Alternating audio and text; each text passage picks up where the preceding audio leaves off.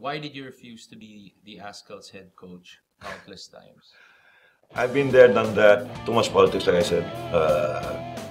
Like I posted one time a few days ago, coaching is a thankless job. With what's happening with Michael Weiss, we talked about it already before, personally, one-on-one, and I said, it happens. And I said, you should know that because you've worked also somewhere in other countries as well. There's no such thing as a permanent job in coaching, in any sport.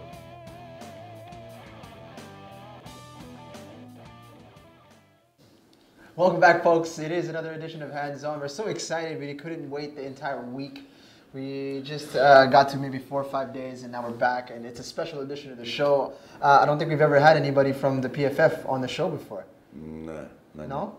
Right? So this is going to be good, all right? I mean, we've always wondered about certain questions that we want to ask the establishment, so to speak, and today we get an opportunity to talk to none other than the General Secretary himself, Ed Gastanes, is on the show today, so it's going to be an exciting show. Yeah. It's going to be so obvious because the post questions on Facebook, on Twitter. Yeah, you guys have been very busy, and we appreciate that. As always, you guys is sending in your questions, and we're going to hopefully get to all of them as soon as we can. Now, saves us a lot of time too. Yeah, sure. No preparation for the show. It's just you guys. Ed Gastanes is only going to be here for 45 minutes, so we decided. That's what he thinks. That's what he thinks. But he's not here yet, so we're going to go ahead and move into the rundown right now so we can get to that before Ed Gastanes arrives into the show.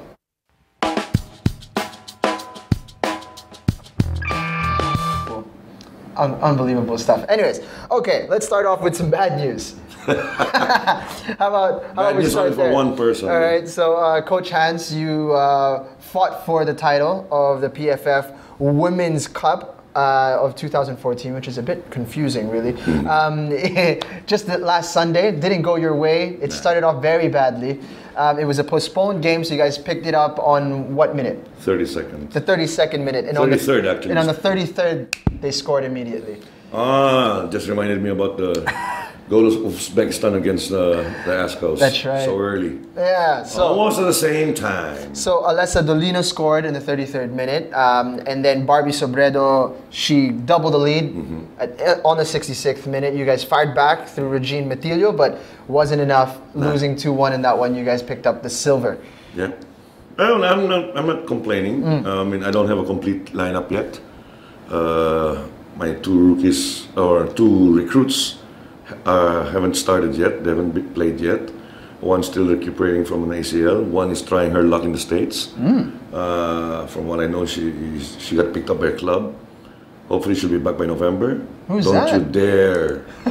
Don't you dare enroll in any school or else you're going to be useless to me. What is her name? Sara Castañeda. Right. I wasn't surprised. For me, she's one of the best female players here in the country. I've seen this girl when she was 7 years old when she started, and I noticed something out of her. It took me quite a number of years to recruit her to La Salsobel. So now she's ready for college. Was she part of that UAAP squad that you guys had? No. She's just coming in. As well. No. She's an incoming freshman. Okay. All right, so bad news out of the way, but good news for FEU. Congratulations on the win. Congratulations, Coach Let. That's back-to-back, I believe, that they've won that. Great program that they have over there at FEU, but of course, congratulations to La Salle as well, making it to second place, and Ateneo won third in that competition. Now let's move on to the individual awards. Kimberly Pariña winning Golden Glove. I've got something to say about the individual awards. Yeah? Do you want me to go through them first? Go ahead. Best midfielder was Irish Navaja, that's from DLSU. The Golden Glove winner was from FEU. And the Golden Boot, Barbie Sobredo, is from FEU. And the best defender and tournament MVP, Alessa Dolino, also from FEU. Yeah, congratulations to them. Yeah, the individual awards, I don't know why in this country we don't know who to really give it to.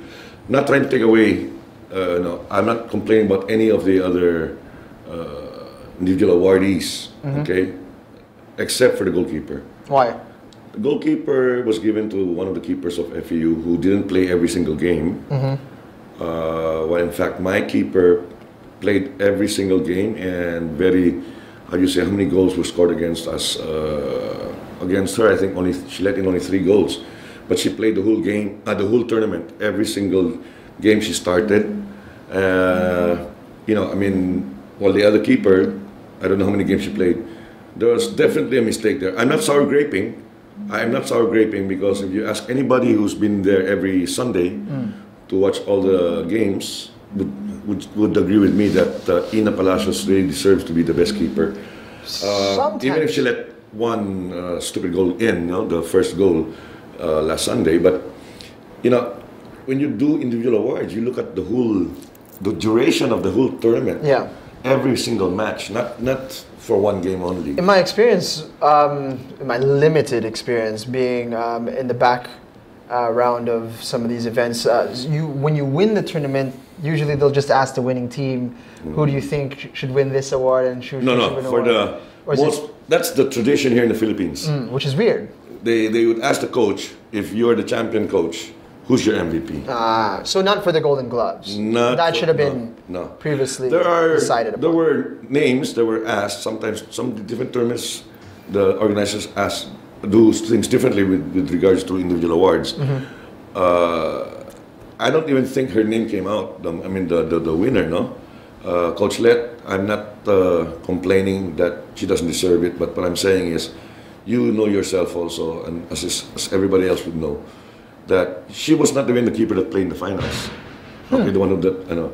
And Coach Let had 3 keepers, wherein she let them play all the 3 play. I've let my 2 other keepers play maybe once, and just for a few minutes left. But the mere fact that Ina Palacios, everybody saw how she. The reason why we also the LSU reached the finals is also because of her. Right. All right. So, I'm not sour graping, but there should be something definitely done regarding the criteria on how to get individual awards. But it's common sense, guys. It's just common sense. It's clear what the actual criteria is. Yeah. Now, let's move on to the Singapore Cup semifinals, where Global FC is competing, representing the Philippines out there. Well done. Tonight. And it was supposed to be yesterday, but the Singapore haze is continuing, and apparently there was some lightning as well. So they postponed the match, and this is the team over there in Singapore. I think it's Jorge's fault. He's the only one that doesn't have a mask. Yes, it's unfortunate, but they are experiencing haze once again over there in Singapore. What is haze? It's just smoke, and I don't know where it's coming from, but from what I understand in my I don't know, limited knowledge of the situation, from what I understand, a lot of the haze is coming from another country. Yeah. I think from Indonesia, where they like to burn palm trees over there. Okay. Or burn areas in order to plant palm trees for palm oil. And there's a large amount of burning that's going on, and it's making its way over to Singapore, and they're being affected by that. They'll be playing tonight? But hopefully. I saw posts today that the haze was still bad, so hopefully it'll push through. But yeah, they are up against a Japanese team, Albirex Niigata, 2015 Singapore League champions. So it should be an interesting game. That's going to happen tonight, hopefully. And the last piece of news that we have is the PFF has announced the 22-man lineup for the next 2 big games, which are against North Korea and Bahrain. So no Javier Patino, that's the big news. Coach Hans, you heard that maybe he was injured? I read it somewhere that he's injured, but I heard also before, weeks ago, that I think they're busy in the China League.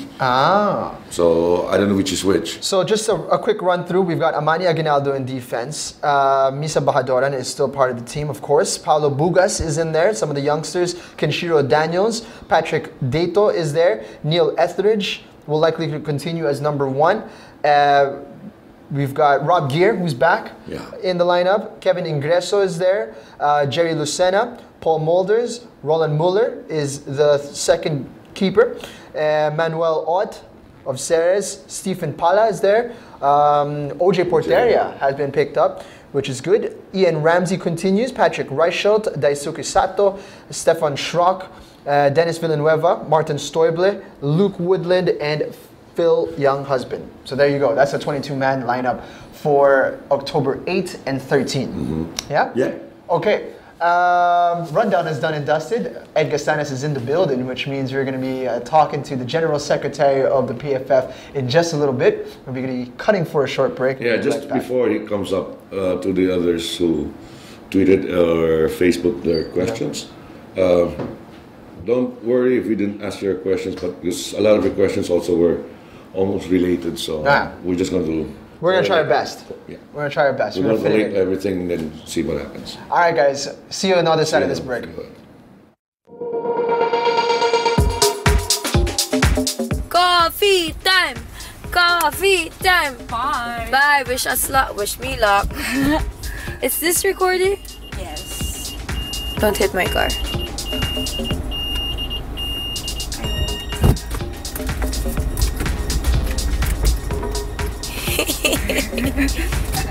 Okay.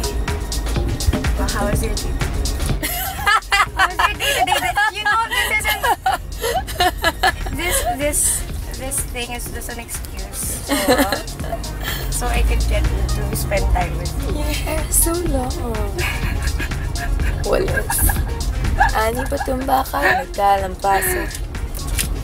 My Seatbelt day. ka ba? Yes. Hey, let's go. Okay. Coffee.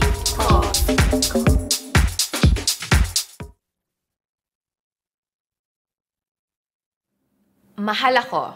Wait for my answer. Because you can't teach another person to love you, but you can teach yourself to love somebody. You know how they say na parang,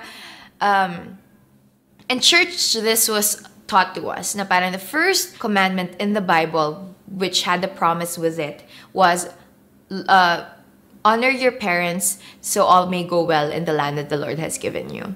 So the principle is that if you learn to honor somebody who you have no choice but to honor, may it be your father that abandoned you, may it be your mom who isn't super nice, may it be your step-parents who you don't really know, you honor them, not obey them, not love them, it doesn't say that, not adore them, honor them, which means having their best interest in mind. That's the first principle, because if you know how to honor people you are supposed to honor, not because you want to honor them, then you will learn how to treat other people as well.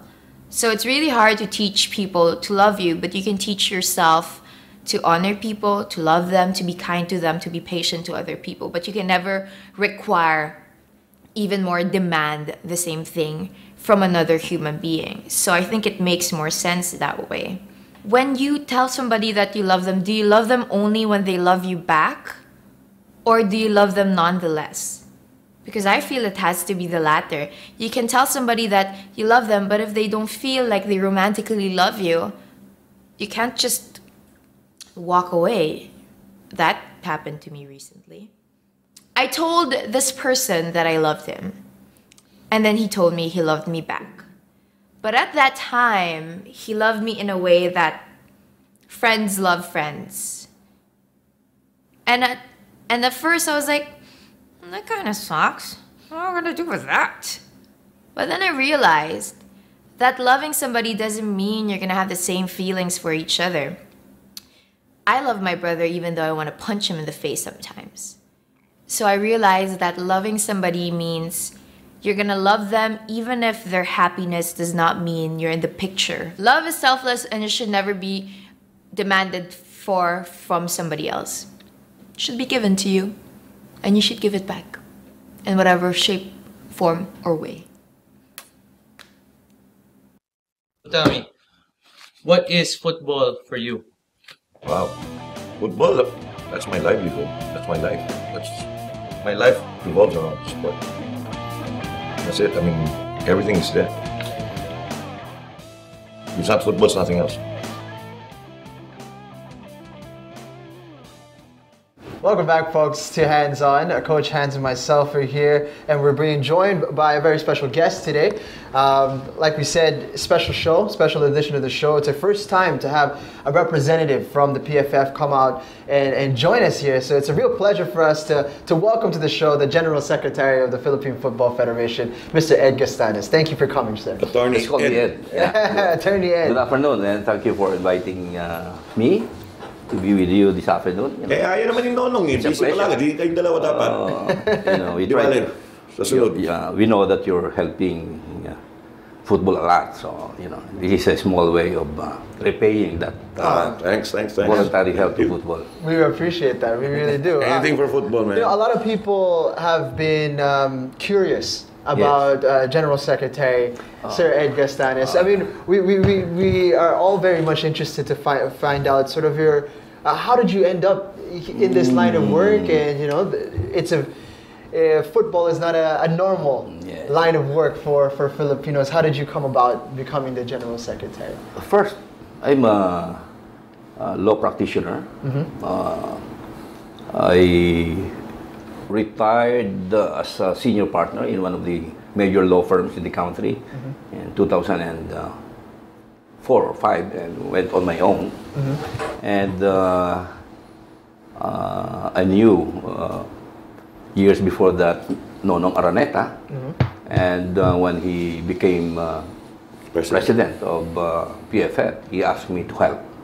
And this is one way of helping him, and then I came to enjoy helping him because I'm also helping sports, you know, and the youth, the Filipino youth. So I still practice, but for the last 18 months, you know, I've been downloading some of the cases that I handle because football, you know, is eating much of my time. I was in 2011 as the general counsel, legal counsel of PFF. So I just pass by there once or twice a week, clear some documents, papers. But in late 2012, I was asked to be acting general secretary.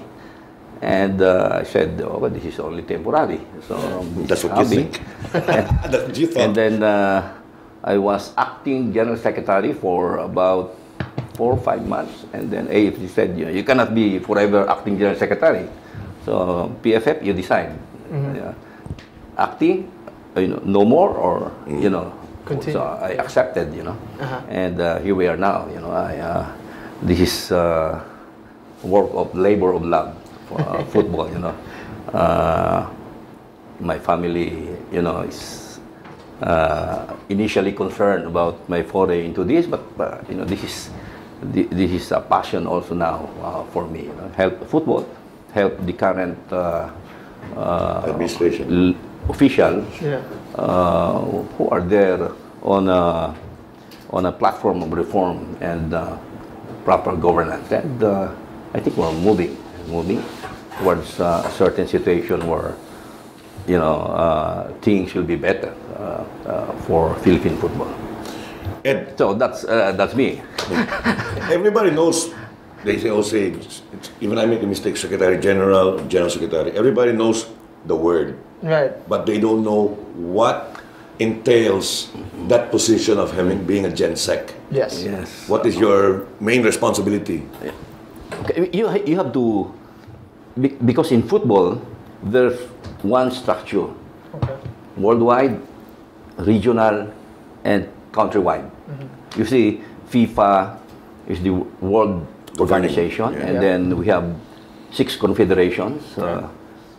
Asian Football Confederation is for Asia, and there are 209 member associations of FIFA. That's about 5-6 countries more than the United Nations.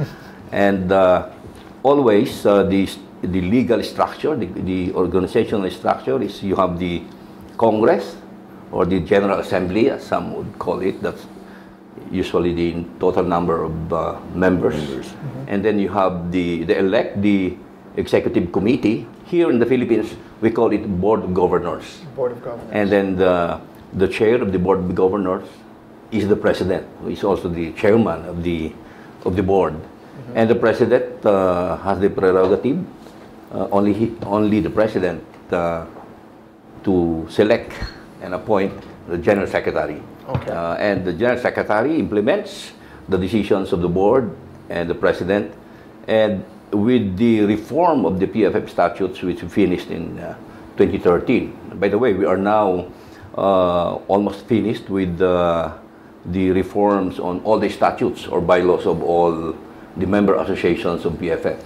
Finally. As a result of the FIFA mission here in 2013, you know, they have seen that things are doing well for football, and they look into the structure of all the member associations and the PFF, and they suggested certain revisions. And we are now using the template, the model member association statutes, and they ask us to do the same to all our member associations, to all the member associations of PFF. So, in short, the executive body is the board, the legal person representing the PFF, and the chief executive is the president, and the general secretary is the chief administrative officer or chief operating officer.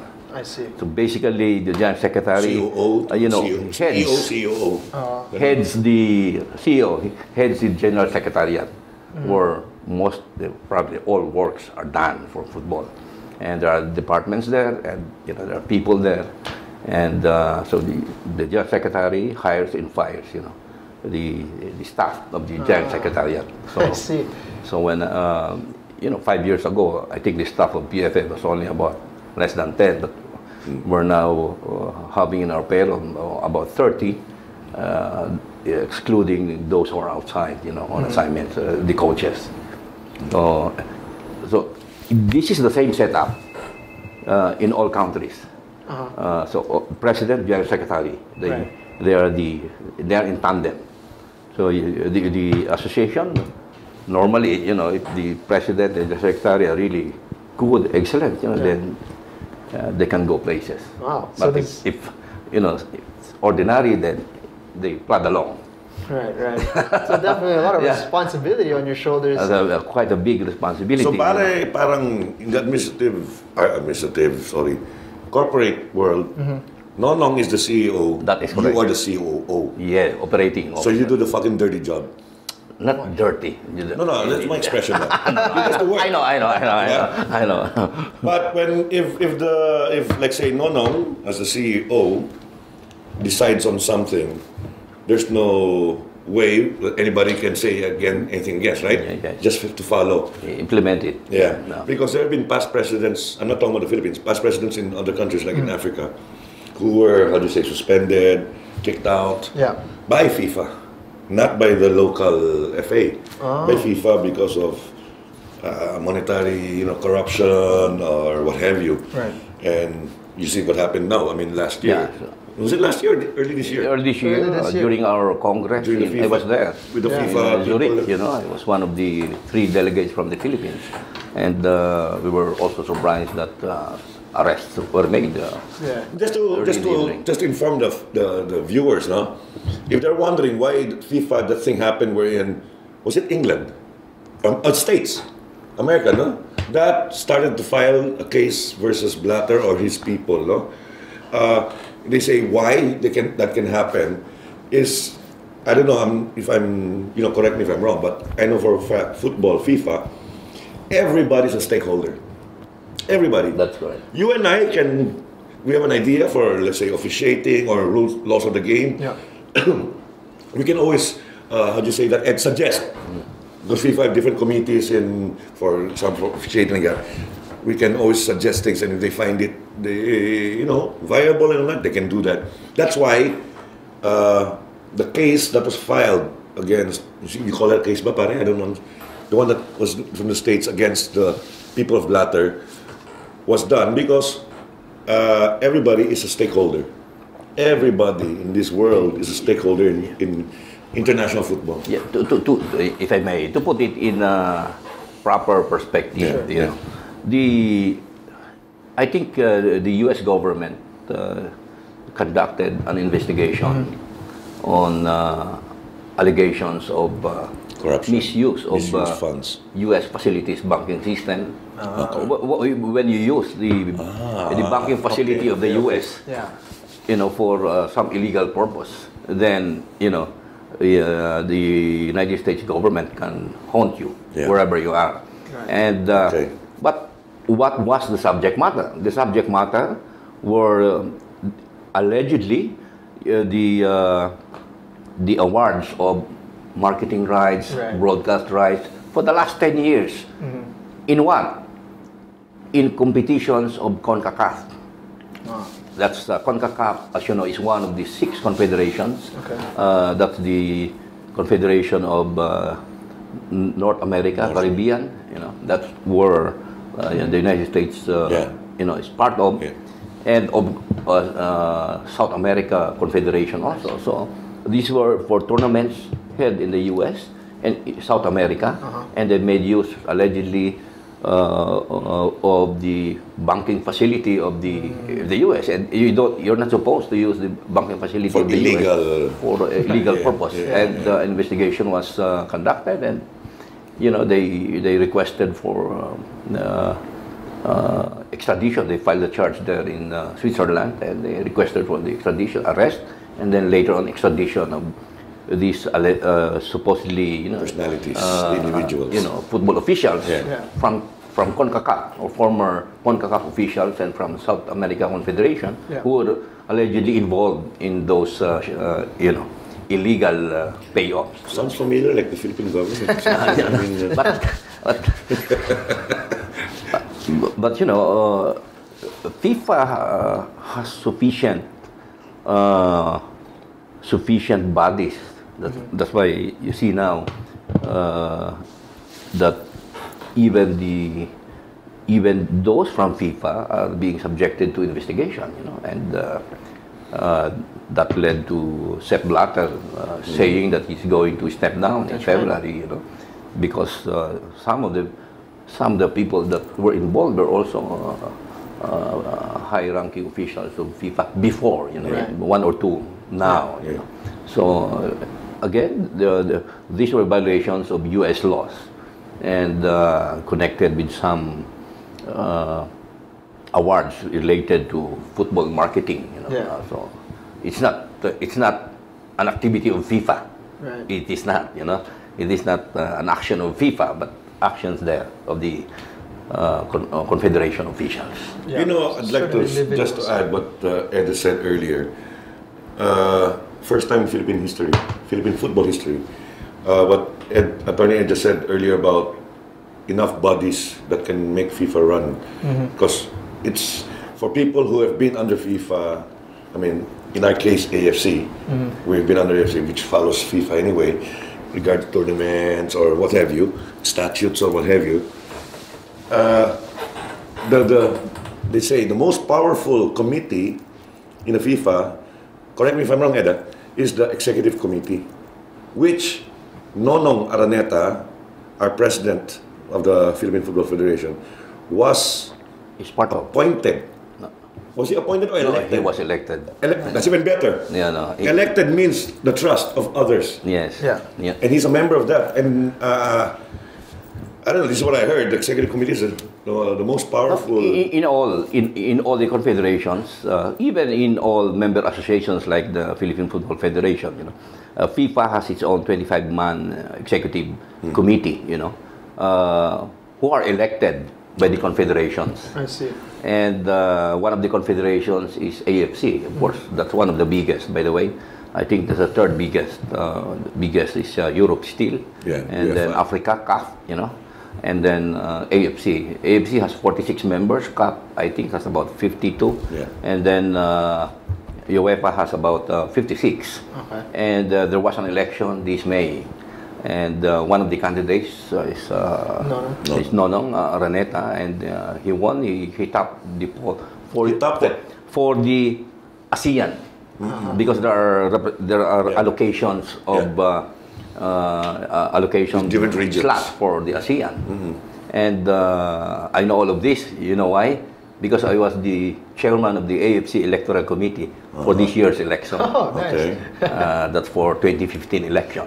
Meaning when he topped it, parang landslide. Almost everybody voted for Nonong. Hindi naman. Let's say 80%?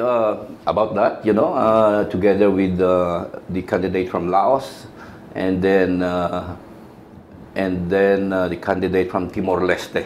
Oh, is it nominations? By nomination or what? No, you file you get to be nominated by an MA, by a member association as a candidate. Okay. And then during the election, then it's secret ballot. Okay. But everybody votes. You know, all the 46 member associations voted. So now, Sir Nonong is part of the executive committee of AFC. Of AFC. That is correct. I see. And he is one of how many? He's one of the 24. Of 24. 24, actually 25, including the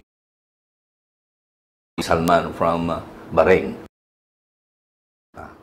And you know, it's good to know that since Nonong, you know, came to be elected as PFF president in 2011, he was given good assignments, and then eventually he was elected this year.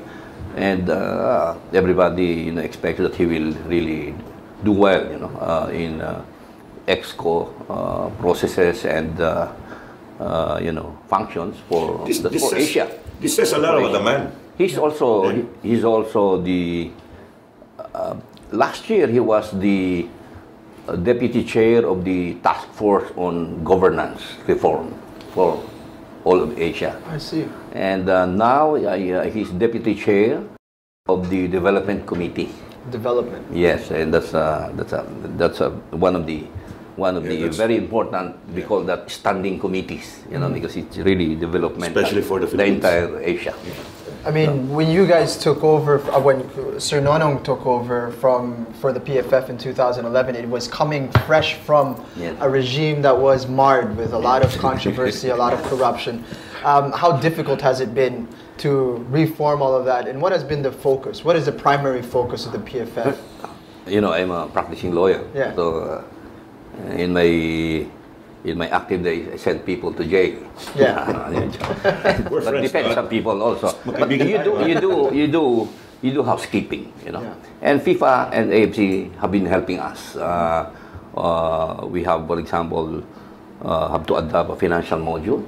We have to reform the process, and we have to show transparency, you know, in governance. And up to now, were being helped by FIFA, you know, and AFC, because they see that, you know, the milestones, you know, the steps that we need to make. It will take so many years, you know. It cannot be finished in 3, 4, 5 years. You know, then they give us incentive, and then we continue. So we are now still on the reform process, but all the basic reform policies are in place. And that's why you can see that, you know, private sponsors are coming in. Yeah. Because you know, some say that if the private sponsors do not trust the official, then they won't help. Right, exactly. So we hope that it continues, because you all know, you know, you have this program. Football has regained traction in the Philippines, and I'm one of those who really know that firsthand, you know, when I go around and when I read the reports on grassroots, that more kids, you know, Filipino kids, grassroots, as you know, is from 6 to 12 years old, participating in football, you know. Football, the grassroots now, and then later on they will become youth, and then later on they'll be senior players. So we have set in motion. The board adopted certain targets, you know, like you all know that we hope to launch a clear national league in 2017. Yeah. First quarter of 2017, because all the developed football nations have you know, successful league, national league, which is subsidized by FIFA or AFC. No, it's not subsidized. The national league must be self-sustaining, you know, sustainable. You know, it must be a balance between, you know, regulations and the clubs, which are privately owned, you know, really putting efforts and money and time into the national league. And the success story in Southeast Asia is Myanmar. 2010, they launched their league. You know, as of last year, I understand they have the highest average attendance per match, higher than in Thailand. I think they average. Higher than Thailand? Yes. Wow. Really? The last 2 years, I think 13,000 on the average. You know, when you average, you know, the spectators' attendance on club matches, that's the national league. Wow. We hope to we hope to have that also years from now. But we need to start with the basics. That's putting up a national league. Yeah. And if we have not announced, but it's in our website. About 18 months ago, we formed a league task force chaired by no less than Dr. Bernie Villegas of UNNP and Center for Research and Communication to really, look into the process, and step by step we are doing it, and we are being helped by FIFA and AFC.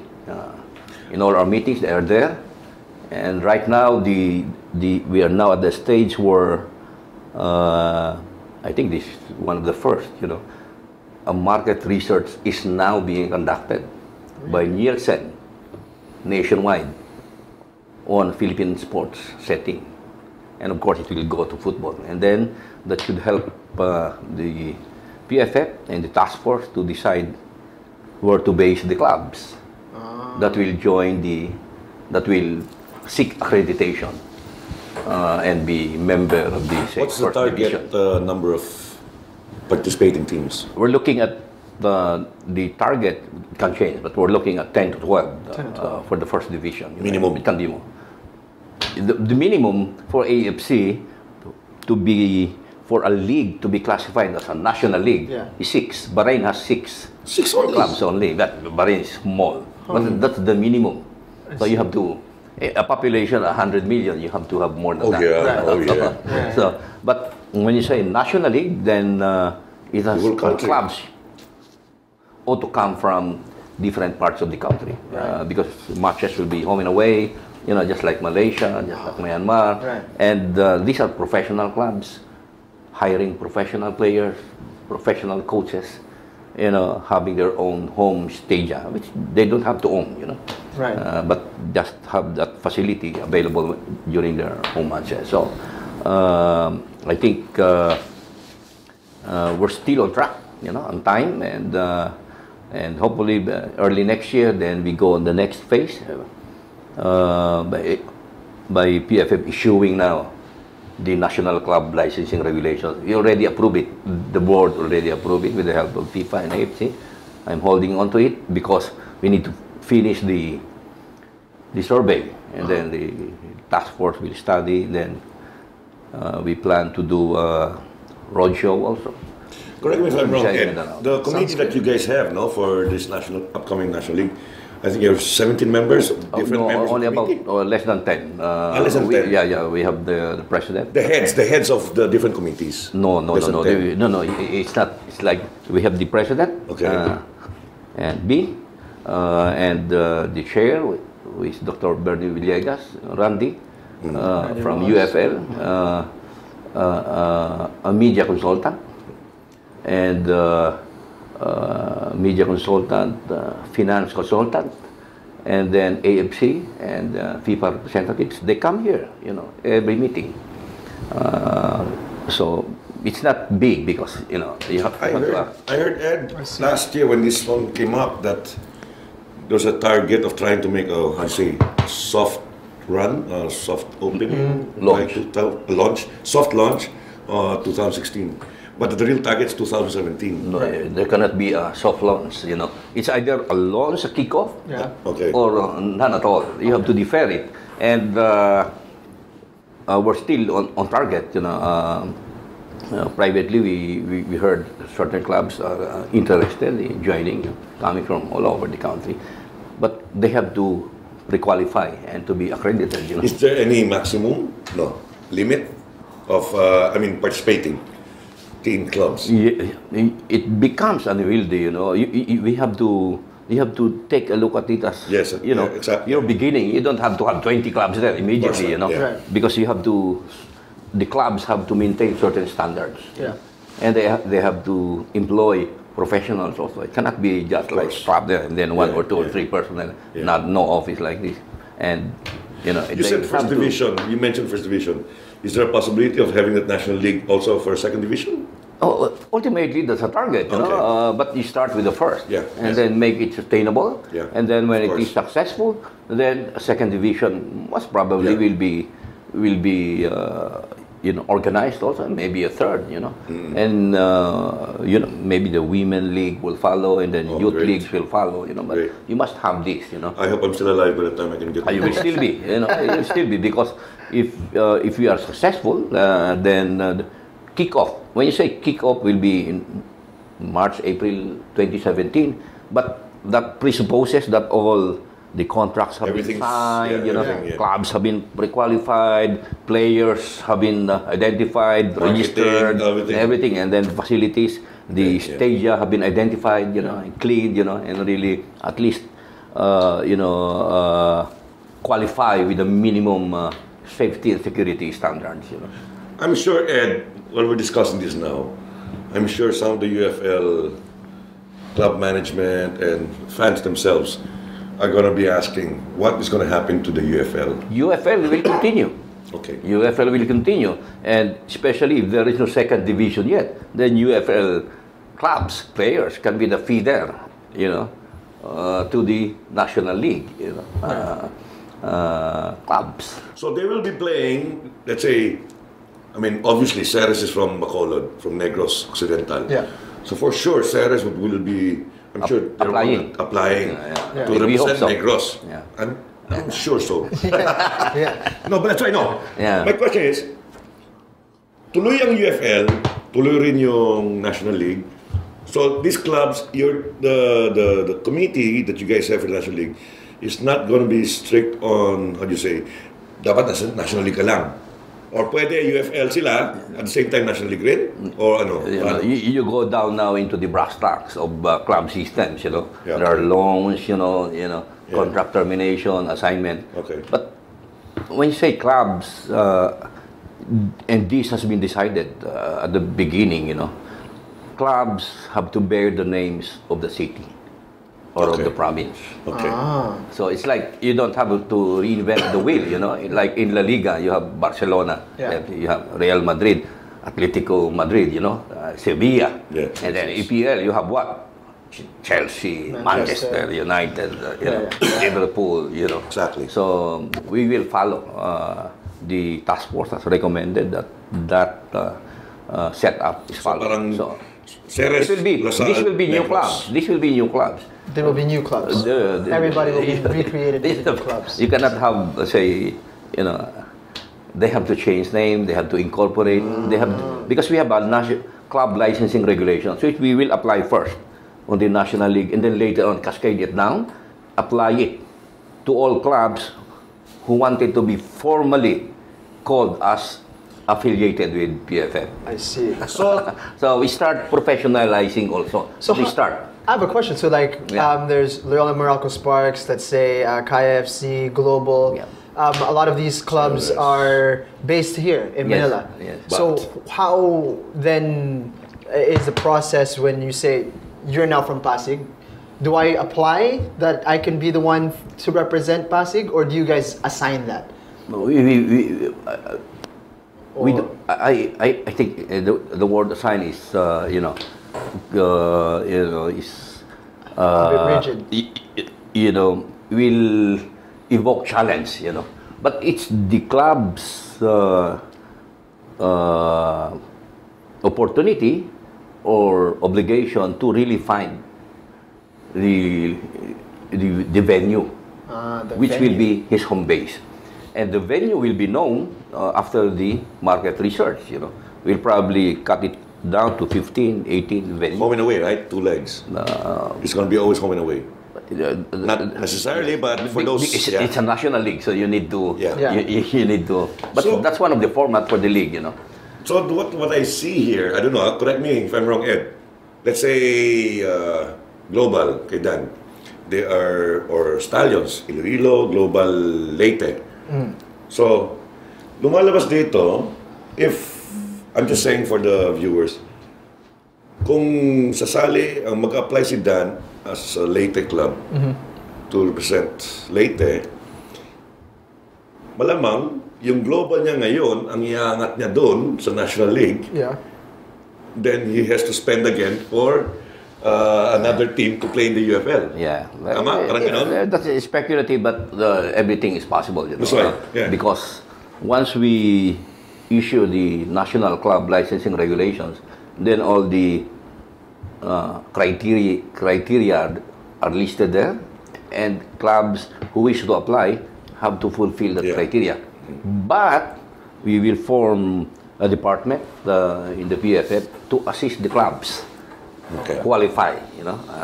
Good. So it will take more than 12 months, more than 8 months. We have to give clubs, because again, we don't have to reinvent the wheel, because this has happened in other countries, and that's why it will take a longer time. But this is the first time that FIFA and AFC are helping an MA on day one or on ground level. So the idea is for us not to commit a mistake, so that there is a greater chance for the National League to be successful. So early next year, in 2016, it's going to be a very important time for very important for football, because you can see movements, you can see applications. We plan to make the announcements and then issue the regulations. First quarter next year, you'll make those announcements. And then maybe, because there will be questions, and we have to answer. We have to. You know damn well, no, that there will be a lot of people na matigas ang ulo, no? This is not a question. No, I'm just telling you, there'll be different personalities that think they know. Right. No. So there will be. I think you guys need a buffer. Hindi naman matigas ang ulo. May say maybe a critique of the process, but that's all right. That's all right. Critic different ang critic, pare. Iba yung critic sa, let's say, I'm a team owner. Bakit ganito? Dapat, di ba pwede ganito? Yeah, you see what I'm saying? Yes. Ed, I've been too long in Philippine football to understand this different individual. I'm not saying who you are, but I'm saying there will be. Yes. Unless the PFF brings it out in the open and you freaking read and understand. It will be open. Yeah, that's why you read and understand. If somebody questions the rationale, we explain. And then make him understand. He does not like it, then he does not like it. And PFF will continue. We all have to listen to all views. That's also very important. But this is not rocket science. That's why FIFA is here, AFC is here. In fact, about 2 or 3 months ago, a delegation from FA Australia came to us and spoke before the committee, before the task force, and then explained. Because we're like in the beginning, 10, 12 years ago, we're like Australia. In the sense that football is not the #1 team sports in Australia. That's right. But look at the A-League now. Look at the A-League now. The following, their matches, and then we absorb all of this, These are expository lectures, and presentations on what happened in their league, the mistakes they committed, and so I hope everybody will be well guided by the time that decisions have to be made. Right. But with FIFA and AFC helping us, then we have more confidence in really making good decisions. I'm sure a lot of the Filipino enthusiasts, the fans, in our viewership would like to ask this: when the National League starts, will every game be televised?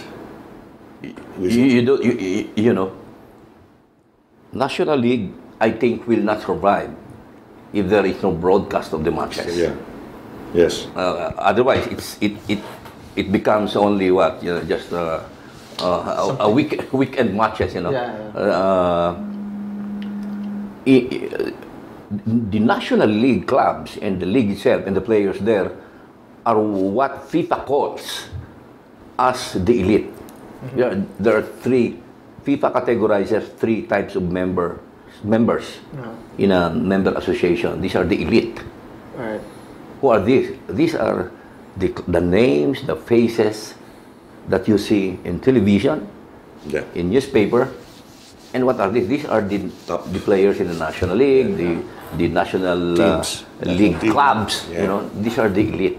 And that's only less than 1% of 1% of the playing population. But they carry enough promotional, bank that they help football. Yeah. Because they provide what we call the aspirational aspect for the kids. You know, I want to be like him. Yeah, So I will train now. So I will listen Yeah, to we Coach need Hans. that. You know, when he tells me to do this, I will do it. You know, so that he does not get mad at me. Yeah, or else.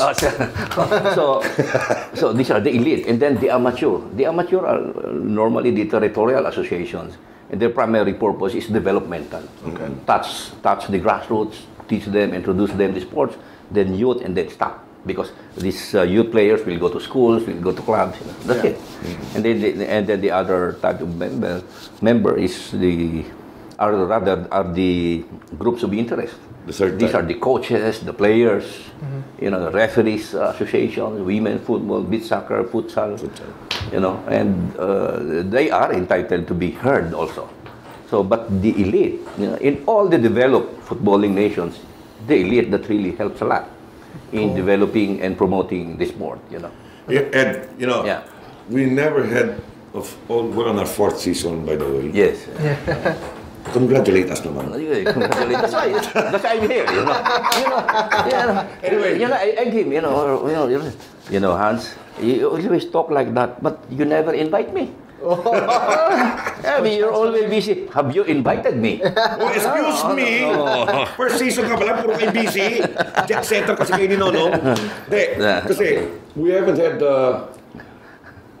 that's why I was grinding into Anja, producer, just flashed me. She didn't flash herself. She just flashed.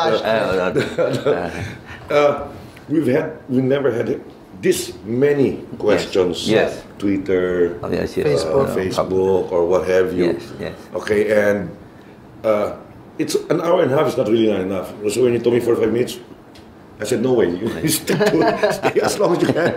Akong bahala sa'yo sa boss mo. I mean, one good sign here is the Filipino fan, football fan, is maturing. Because before, I mean, years ago, no one dares or no one cares to watch a football talk show like ours. Yeah. Although, guwapo kasi kami, pare. Ano mo? First elite ba? Yes. Okay. Nagloloko lang ako. Si Jing lang ang elite. The mere fact that so many questions are coming in. Yeah. Just shows that the maturity of the Filipino football fan. Yeah, and it means they care, you know. And good job to you guys. We would like to have more. Anytime, any guest that we have, we have every week. Yes. So, we want to go 2 hours, but we go 1.5 talk to the network about that. Let's get to the questions then. We have the 12 man. Yes. 12 man is a section, segment. Section. See, I told you got to do the freaking talk. Anyway, the 12 man is dedicated to the fans. The football fans, and they are part of the show as much as we are. They're the listeners. They're the listeners and the viewers. So, of course, we streamline also some of the questions. Yes. Only the intelligent questions. We'll try. Hopefully. Well, let's get to it then. Let's go straight to it, Ed. Ang dami kasi. Oh, yes. Okay. Let's roll the 12th man. I love the graphics, man. It's really cool stuff. All right, let's start off with, from what I understand, are anonymous questions. Can we flash those questions up on the screen, please, so we can get to them? Para sa'yo na to, Ed. Oh, what is your footballing background, Sir Ed Gastanes? I was never a professional player, but I used to play when I was in Palawan. I'm from Palawan. I studied there, and then went to UP. Hindi sa iwahig ko yung prison ha. What? May Palawan, may ano dun? Iwahig. Iwahig. Still there, prison without bars. Yeah, I know. And helping Palawan football also. Palawan is part of Mimaropa. Yeah. And in 2013, 2014, Mimaropa was the repeat champion of Palarong Pambansa for high school. Oh, nice. Yes. Congratulations. Yes. So, Palawan, benefiting from Sir Ed. No, it's not really. They've been playing there. Years ago when I was I was playing there. Okay. All right. So you played football. Yes. Okay. Just to answer the question. Yeah, played in Palawan. Does every decision from the PFF have to come from you? No, of course not. No, of course not. Like I said, there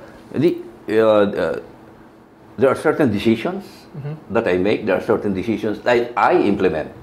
So the president makes a decision. The board makes the decision. You know, the Congress makes decision. So it depends on what kind of subject matter is that. You know? Right. I'm sure there's going to be a question in particular that was a hot topic in our last show that we'll get to. Let's get to the next question. Yes. How did you become the GenSec of the PFF? I think answered it. I think I answered that. Yeah. I was before GenSec. I was the legal counsel of PFF. Yeah. That's the first thing I think Tony Ed said. Yeah, one of the main concerns was from the last game against Uzbekistan in the Philippine Sports Stadium. Yes. A lot of the fans, particularly two individuals who were part of two fan groups, so to speak, were very much interested to find out about restrictions of being able to enjoy yourself or creating an atmosphere, particularly about the drums and the code of conduct. So the question was, why was it that Uzbekistan, some of their supporters were allowed to bang their drums during halftime and full time, and the Filipino fans were restricted from bringing in I think drums. There is a factual error there. I know for a fact that Uzbekistan were denied also with the match commissioner to bring in their drums. Okay. But I think after the match, when the security was lax, you know, some of its members, and you know, they came from Uzbekistan. They rode the same 757. You know, they brought their drums. And they were so exasperated. But you know, the match commissioner told them, you know, we denied the drummer from the Philippine fan section. We deny the same. You know? And that's the. But you know, you have to understand. I think the question there, because your question begs another question. You know, why are there regulations and why and who implements it? You know, okay. You have to start first with what is the event. But you know, Hans here, you know, was my classmate in the match commissioner's workshop 3 years ago in Malaysia. You know, and the World Cup qualifying match, doubles of the Asian Cup 2019 qualifying, a FIFA and AFC event. It is not a PFF event. In any international football match, FIFA assigns a match commissioner, and that's I think the fans should know that. You know, the PFF is only the so there are regulations we need to follow. We have to provide this, provide that. But once the match commissioner sets foot in the Philippines, then he controls, because he is the representative of FIFA here. It is not the PFF event. In fact, we are one of the participating teams there, but we provide assistance, and the match commissioner pretty much decides what can go inside and what should be out. You know, but once the match starts, it's the referee who is the all-powerful in the field. You know, So the match commissioner. So the question there, why was because I think they know, the fans know that during the game against Bahrain, drums were allowed. They were allowed. I mean, let us not gloss over that fact. In fact, I know that not because I was, you know, giving orders there, but because normally, you know, I have to digress. When we are a host, I form a local organizing committee. That's required by the FIFA regulations, and it is headed by a chairman. And there are members there: security, medical, venue, secretariat, everything. He has been part of international LOCs in the Philippines. And you have to provide all of these facilities in good order. But you take order from the match commissioner. You know. And during the match against Bahrain, the match commissioner was prevailed upon to allow the drums. And so there were drums there, even from UP. But the match commissioner here is from Singapore, did not allow it. And so that answers the question. So that is just... it's not PFF, not even the president, you know, can go against his own. I cannot go against his own. I cannot countermand his order. You know? So what you're saying, Ed, understood that it was the match com So, yung Uzbekistan were able, ano yan, salisay sila? No, after the match. Already after the match, they were not allowed to bring in the drums or to use it during the match. Okay. In fact, there were security, but they were allowed because they had tickets. They were allowed to sit there, but I think the LOC assigned guards there at their back so that they cannot, they cannot make use of their drums, if they spirit it. So that was a special effort on the part of the LOC because the match commissioner issued an order, no drums. Right. You have to understand why the match commissioner sometimes allows, sometimes does not allow. It depends on the kind of personality of the match commissioner. The purpose of the match commissioner, his objective is to see to it that the match is held on time because that's televised, and that no untoward incidents happen, and that the safety and security not only of the players but of the spectators and everybody who is inside the stadium are taken care of, and that there will be no risks of behavior that will disrupt the match, because then it becomes very difficult for the match commissioner and for the match. I heard that our match call for the Uzbekistan game was new. No, he's not new. He's an old referee. Okay. He's an old referee. I researched his background. He's an old referee, and he was into the game, And no, but as a yeah, but AFC or FIFA match. Even if you are new, you know the principles there, So it is a FIFA event. It is not a PFF event. In fact, we are competing, but we were there as host. Then we provide. Right. But go ahead, please. And then, because it is a FIFA event, then the FIFA stadium safety and security regulations kick in, right? Which is being implemented by the match commissioner and by the LOC. In fact, the PFF Code of Conduct, Stadium Code of Conduct, is just a portion of that. They are more strict there. Right. So it's district, and it's within the authority of the match commissioner to decide whether to allow this or not to allow this. How soon before a game does the match commissioner arrive in the country? About 3 days before. 3 days. 3 days. Yeah, 3 days before. Latest. He's the first to leave, to arrive. And He's the last to arrive, to leave. Yeah. This is a question from Ivan. Ivan Stewart Saldaheno. Do you have any right to intervene with the match commissioner's decision regarding the cheering paraphernalia the fans can use? Now, this is an interesting question because there have been several different types of match atmospheres that the Philippines has been able to enjoy. I mean, there was a time when flags were an issue, and then they've allowed flags, and then now drums were allowed prior, and now they're not allowed. So it's understandable that people are a little bit dismayed at the fact that how come now puede, before puede? As I said, it depends on the character of the match commissioner. It's his job. He has an objective. He wants to do this, and that is allowed by the rules given to him by FIFA. Then we will not quarrel with him on that. During the Bahrain match, I think our Cyril Dufitas talked to the match commissioner, and he was asked questions in the numbers, everything. He was a young match commissioner also. He's from Nepal, and so he allowed it, but he assigned so many security, and he said you just stay there and see to it that they don't mingle with the other crowds because of the sticks there. You may say that these match commissioners are paranoid, but there were lessons learned in the past. You go into the FIFA website, you click the FIFA Stadium Safety and Security Regulations, and those are applicable in all FIFA matches. Right. Now, question: can we intervene? Of course, we can, and we can say maybe you allow.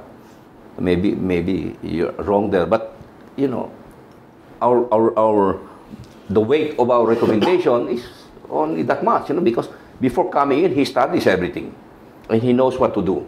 He wants a match that is in order, trouble-free, with safety, trouble-free. That's pretty much his job, and so now he's happy, and finished. But we'll have our home game against Yemen. in Rizal Memorial Stadium, November 12th. Thank God. So, no more traffic. So, it's smaller stadium. We can fill it up. But Depends again on the match. we go there again. So it depends on the match. So we don't know yet. Right. So at this point, there is no guarantees that you will be able to bring in your flags or. You can bring your flags, but there are limitations on the size. You can bring up to, I think if I remember correctly, 2 meters by 1.5 meters. That's long. Yeah.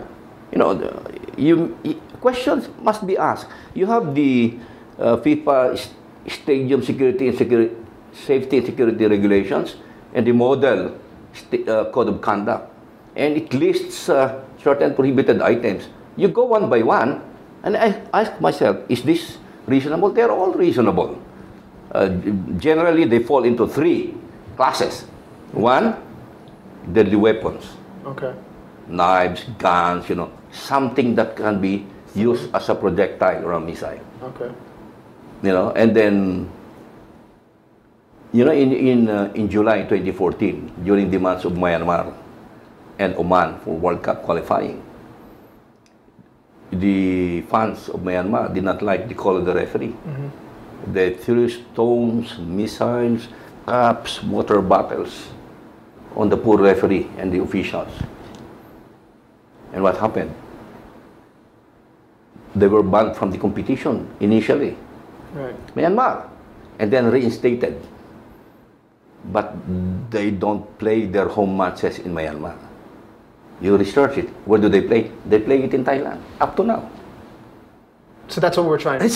So the match commissioner is trying to prevent that kind of a situation. Right. And we in PFF, it's our obligation to support the match commissioner because it's his call, If it is a PFF event, then we have the discretion. Right. Our local organizing committee, I leave it to him, You're the man on the ground, you decide.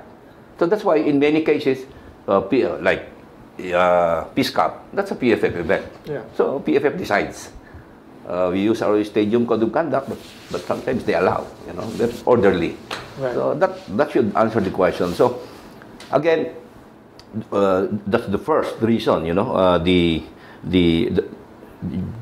3 classes of things that you are not allowed to bring inside, and then the first weapon, and then something that you can throw as a projectile or some missile and injure somebody. Not only the players, but fans.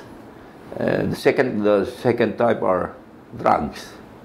Illegal item. You're not supposed, liquor. If you are if you are already drunk, if the spectator is already drunk, even if he has a category 1 ticket, he will not be allowed entry because he will cause annoyance, disturbance in the match.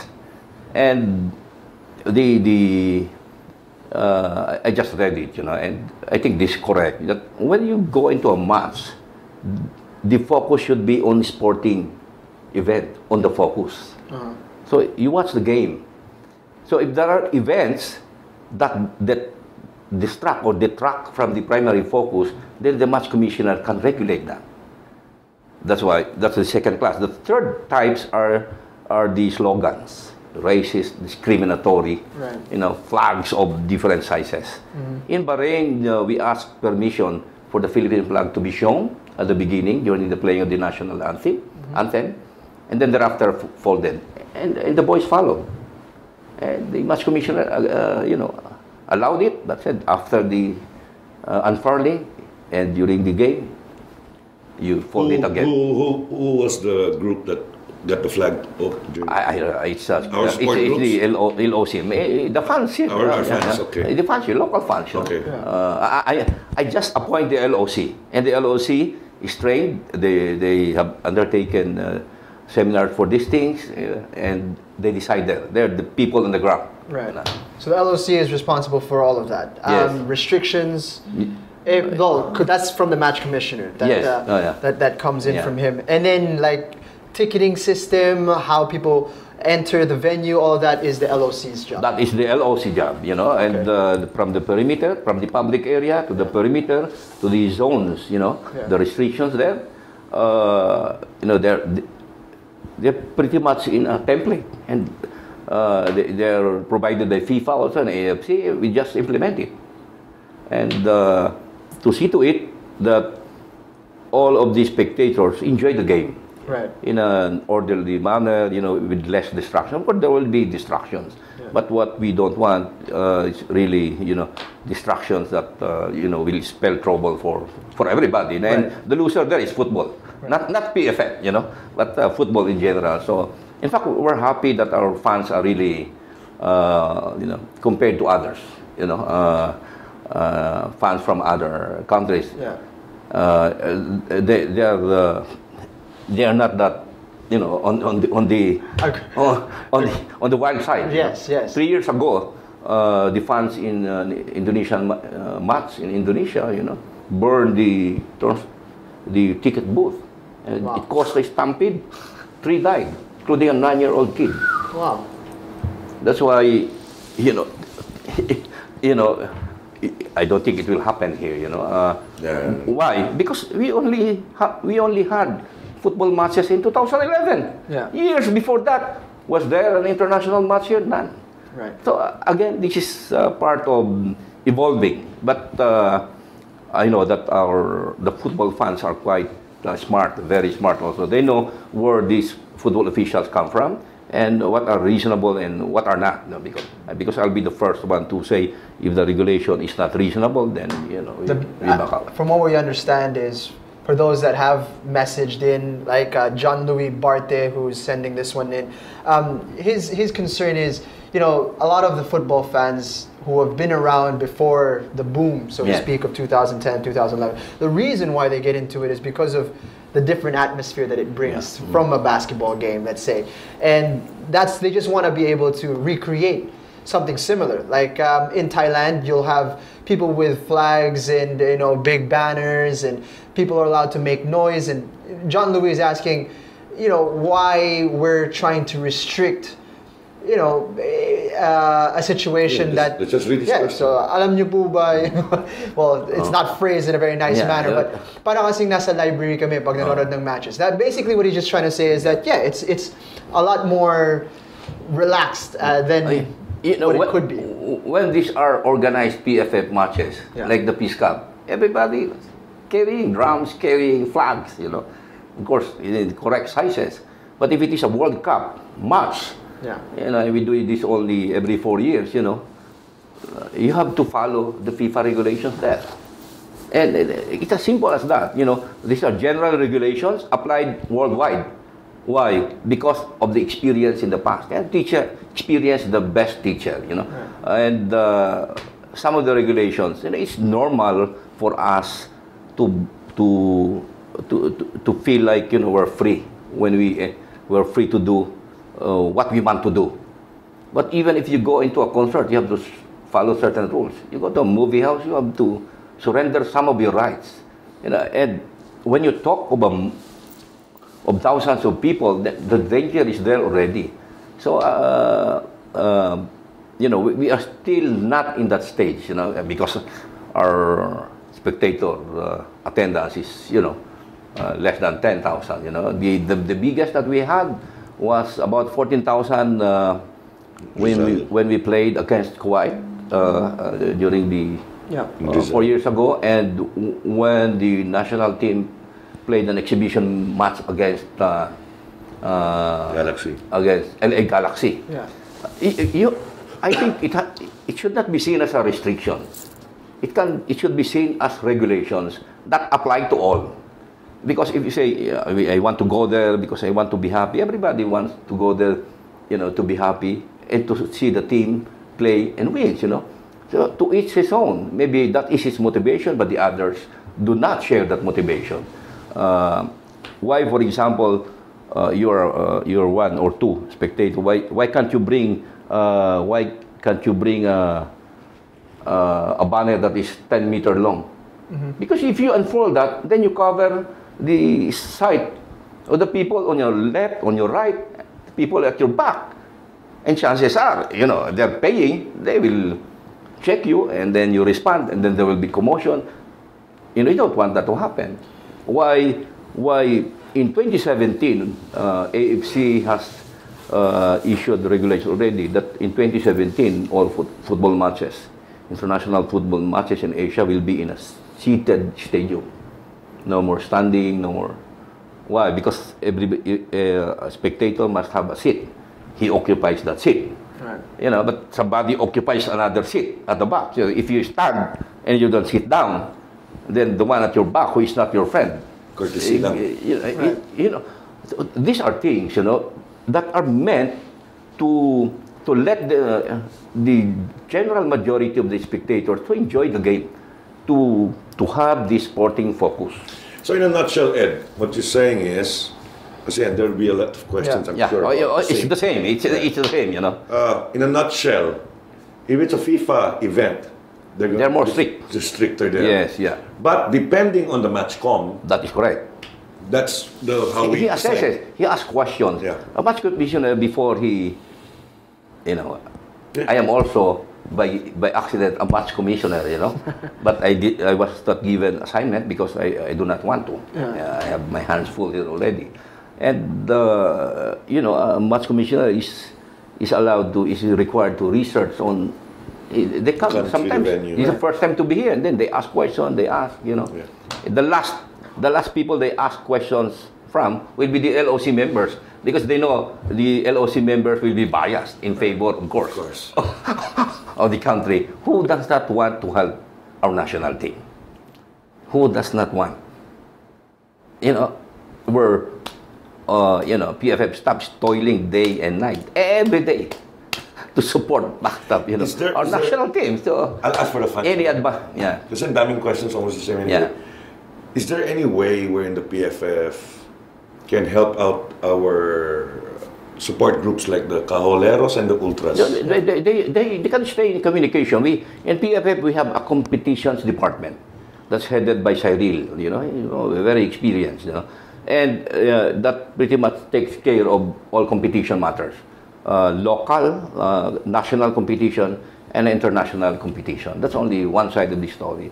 So they want to deal with him, with the competitions department. They just go to PFF and, you know, talk to him, and you know, but there are certain things that of course cannot be granted because of restrictions. No, it's not because we do not have the authority to grant it. Right. You know, there are certain things where we may have discretion, then we exercise the discretion for the benefit of all, you know, always for the greater good, you know, of the football in general, the greater majority. Can I suggest, for example, kasi kawawa naman itong mga, ano natin, mga cheerers, you know, these support groups of ours, of the ASCALs, beforehand, actually, the drum's the biggest, eh.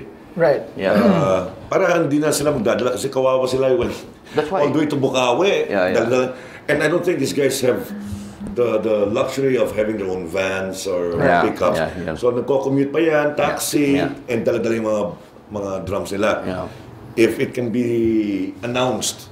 Yeah, but after the problem is the match commissioner arrives after 3 days before, Yes. and he decides on that matter maybe a day before or on the day itself. You know, as the day is especially case of bad weather, you know, and then, you know, some other problem, the match commissioner becomes tense, you know, because he's the sole guy, you know, he's the authority there, he's the FIFA representative, you know. PFF and the LOC there are helpers. He tells you do this, you do that, bring this, bring that, remove that. The boys just follow. Right. But we can always bring it up, diba? I mean, that's why in Bahrain, I said, in Bahrain, we did not receive any thanks, you know, I see. for helping, you know, convince the match commissioner to allow. You see, sometimes, you know, fans, they have to be fair, you know, they have to see black is black, white is white. This is a new PFF, you know, and we are all for promotion, development of football, and as much as possible, you know, give everyone his chance of his view on certain things. But there are certain things that are subject of regulation. Some of them are absolute, some are not. Then in those cases, then we're free, you know, we can discuss things up. But Anyway, I don't read blogs. I don't have a Facebook account. I don't tweet. So I'm not affected by any malicious, but on the one hand, that's good. I agree with you, Hans, because you can see the passion. Yes. And that's what I like. That's why I am here, to explain a bit, all this structure, because this is not known outside football officials. Exactly. And who are the football officials?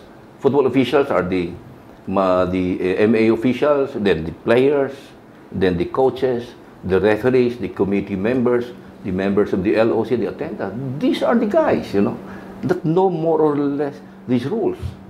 Unless the fans will go into the website and read. Yeah. I advise that they read.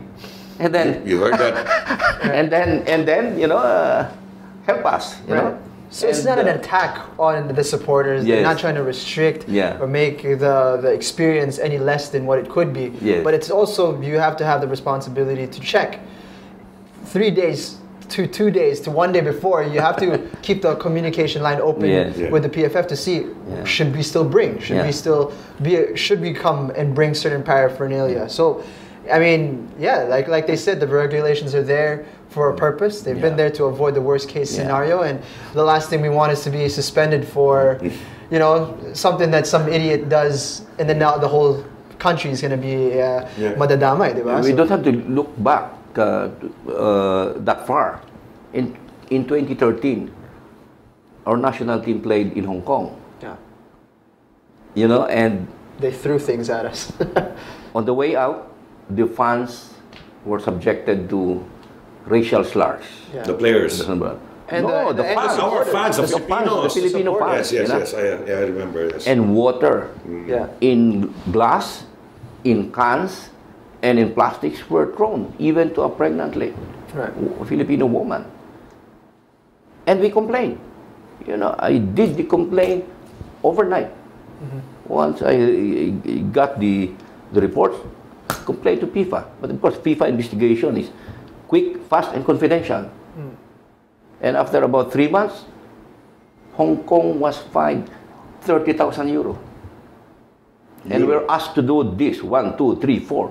So they have to form a committee, they have to do this, they have to assess, they have to have a committee that has to assess, the match long before the match. So it was a burden for them, All for what? A few fans, throwing missiles on the fans of the Ascals there.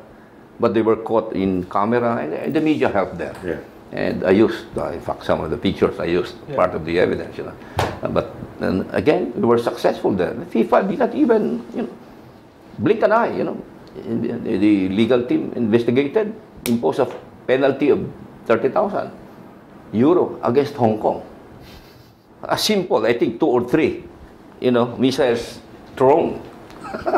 That's why, some of the prohibited items, unless it's cleared by the match commissioner and by the LOC, are, water in plastics. Yeah. Because you can put water and use it. You can see, the effect of that, And cans also. But of course, you say, we are here to watch. We will not do that. Accidents happen, stranger things happen. Yeah. I have been in law practice for more than 25 years, 27, and stranger things happen. Can the PFF help out also regarding, because like me, I don't bring my own water bottle inside. Okay, fine. No. But I will not buy inside because they fucking sell it. No, we don't. In fact, it depends on what event you're talking about. Because in case of the World Cup, you have to go outside to buy even water. Right. You have to go outside. But for PFF event, like international friendly, there's not even a concessionaire there. You have to go out. I remember buy Ed, outside. Well, the reason I brought it up is because not recently, before, years ago in Rizal, everybody was complaining outside. Even kids with kids with a water bottle. Yeah. Some iced tea or what have you, know? Yes. Siyempre nagagalit because I'm outside. Yeah. Normally taking fresh air. Yeah. So I see parents complaining. Number one's the manner Yeah, that's of correct. how the people guarding the gates ask for it. Then when I got inside, you know, I was saying, why yung pinagbawal nila yung water Container, bottle? yeah. Kailan iwanan doon sa labas? It's a loob nagbibenta. Water bottle rin. So what's the diff? Right. No, I think Diba? those were more of the exceptions, not the rule. But in case of PFF events, we don't allow selling inside the stadium. You have to go out to buy because Rizal is really an old stadium. You know, you cannot. You will disturb the fans if you walk there and you sell. It's small and it's very steep. You know, it's very dangerous. So Whether inside the stadium, Ed, or outside, does the PFF have any, what's the term? Does the PFF have any jurisdiction? Yes. Or on Yes. how much they're selling? Because, you know, not yes. every Filipino football fan yeah. live in Ayala, Alabang, Yeah. or in Forbes Park, or in Dasmariñas Yeah. Village. Yeah. Kawawa kasi I see kids. I mean, orphans, you know, Yeah. orphanages that support like Simone. No, but you know, the orphans, hindi you know, pwede the orphans are given water. Because if the water containers are carried by the utility personnel of the LOC, then they're allowed. Because they know what to do. They won't throw it. They keep it and then, bring the garbage outside. No? It's the danger to those who get annoyed by the call and then just, No, I understand. But Understood. Yeah, again, what I'm it saying can is happen. It might about not the price. happen, but I'm talking about the price, Ed, about the price. Kasi, I think it can be, you know, ang putang inang yan. One Coke can, tapos ilalagay pa sa plastic cup, what, 50 pesos? no, but we don't. Things like that. For PFF, Sa labas. for PFF events, we don't allow selling inside. No, I'm talking about outside also. Outside, maybe even outside, you know. But that's, I think, we know only of one. That's PSC Co-op, you know, that sells there. You know, Within the perimeter, within the natin. perimeter, you know. Because we have to go out, you know. Grabe kasi ako nakikita ko si mga bata kawawa. I mean the ladies, the girls, you know, if the weather's really hot, even let's say if it's a night game, which is usually most of the time international natin. Paglabas, pag halftime, talagang grabe ang exorbitant talaga yung mga, alam mo, mga kapitalist mga ibang tao dyan But you know, that's again, it goes into the kind of the vendors that we have, you know. That's right. And you don't have to go far, you know. In case of rallies, you know, political rallies, in case of big events, you see people, you know, the street vendors are selling. No, but within the perimeter of jurisdiction of the PFF, by yung Rizal natin, from the gate, the steps, diba? The whole street, the first street, the going north street, that's covered by the event. So dapat kung ano nagbebenta doon sa loob, no, there's only one nagbebenta there. Dapat covered by BFF, because diba? they are not allowed there. Yeah. In fact, we want you know, that it be open because in case of Emergencies. stampede, Yes. where you go, Rizal is so steep, small. The exits are steep, you know, and that's one of the reasons why we went to PSS for the. Can I first report matches. one more thing, Ed? Yeah. I've noticed, mga VIP, mga big shot, sarado lahat. Pati mga security natin, police natin lahat, hindi. Sabi, sino to? Bakit lahat ng ibang fans, they fucking park all the way in CCP, in Harrison Plaza, wherever they can park, and they walk to Rizal. Yes. Ito mga utang na mga big shots, hindi naman sila category 1. Ha? And then they were able to park there. Park, hindi lang, sundo hatid. Talagang putang may I don't care if they're political. You know, those are Hindi man VIP, pare. In the beginning, medyo may ganon. But now, it's I think the LOC with Cyril there, has been very adept, in regulating. That's our problem in Rizal, traffic flow. Yeah. Because the other street, you cannot close it. Yeah. We always write the city mayor's office, the engineering, the police, to close that part. Yeah. Of the street, because after the Rizal Stadium, that's a street. That's a public street. Yeah. And we have to request to close that, a portion only, and then for certain hours only. Then clean it up, ask the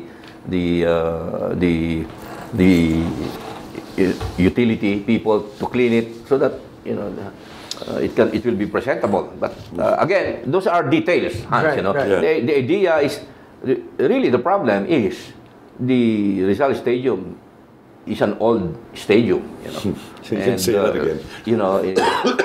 It's located in a very confined space, with lots of vehicles moving. So that is one of the reasons why we tried the PSS. Philippine Sports Stadium in Bukawi, because it's no doubt the best football stadium in the country today.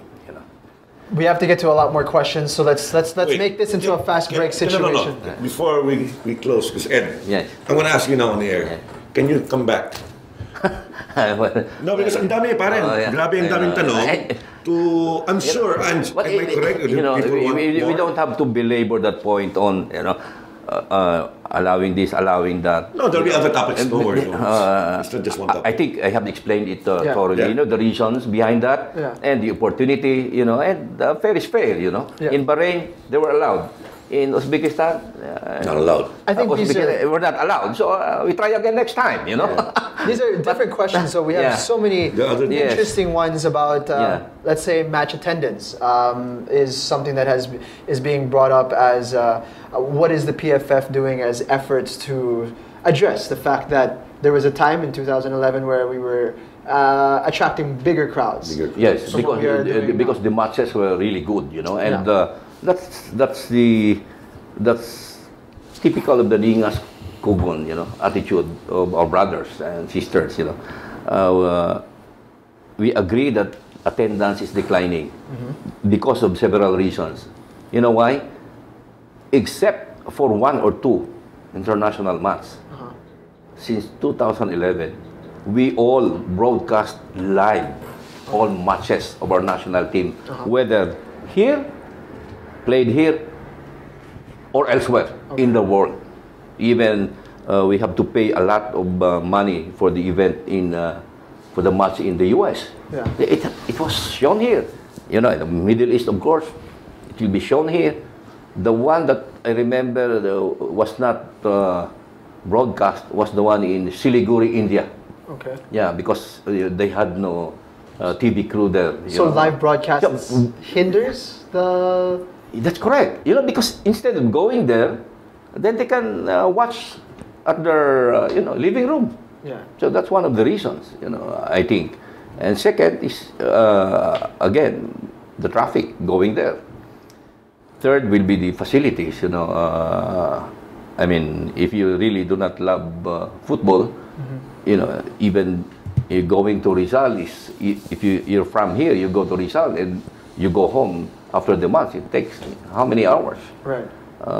So the facility is one of the bigger problems in Philippine football, and that's a fact. Okay. Out of good, we are hearing that some private investors are slowly looking at building, a very good or world-class facility for football, in the north and the south, I don't want to name names, but some of them talk to us already because they need technical help, and we help. So once we have these facilities, then I think, and we have the National League, then more players playing, and then media helping, then maybe attendance will improve again. So that's the primary reasons for declining attendances. Yes. What should we look at here? What are the challenges that PFF currently facing in uplifting Philippine football? And what is the current solution-oriented plans to increase the football supporters in the Philippines? So I guess, I mean, obviously, yeah, we have the issues that we have right now. And if we're going to look at improving facilities, that might take a long time. That is correct. That might take a while. So currently, what are the efforts being taken to improve attendance at games and support for the sport? Well, you see, how much are we selling the tickets now? 500 for category 1, 300 for 2, 100 for category 3. 4 years ago, we're selling how much? 3,000, 5,000. That's one big step to encourage attendance, lower the cost. But you cannot lower it in such a way, in such a manner that it becomes ridiculous, you know. So $100 is $2.50, 100 pesos, $2.50, lower than the others, you know, because in Thailand, Malaysia, you will pay $10, you know, $5 to $10, $15, you know. In Singapore, it's the same, up to $18, no, 10, 5, 10, 18, you know. So lower the cost so that more people will attend, you know. The Rizal Memorial Stadium, for example, seats only 13,800 because we have to kill some of the seats because the view is not good from those seats. So, and almost 9,000 of those seats are in the bleachers. And during the last 2 matches there, no, Maldives match. During the Maldives match, we're selling only 100 pesos on the bleachers. Before it used to be 300, 200, you know. So we reduce the cost. And that means that we have less return, and we are always at a loss every after international months. We're at a loss. But that's all right. That's all right because this is a missionary, you know, and that's why we need to develop the National League so that more fans will be following football, and then it translates into really cheering for the national team. Now, the attendance will improve or will not improve. What is important is that because that's an international match. It comes once every. It does not come every month. You know, maybe we can only hold 6, 8 matches in a year because the federation does not own the players. They belong to the clubs, and Coach Hans knows that, and it is only during the FIFA international window that we can call them up, and they have to release mandatorily. So, you know, outside the FIFA international window, we can request Coach Hans to release. He says, no, we have a game, nothing we can do. So, okay, so it's the broadcast, you know, the ones watching TV, I think, which is more important. Because then the young boys, the kids watch that match, you know. And these are the future, you know, these are the future buyers of tickets. So we have to continue the grassroots program, and it's ongoing year after year, you know, in the provinces. In that much here in NCR, because here you have schools, they have their own grassroots program, you know. La Salle has, you know, Ateneo has, and the other good schools, private schools, no? But 80% of Filipino youth study in public schools.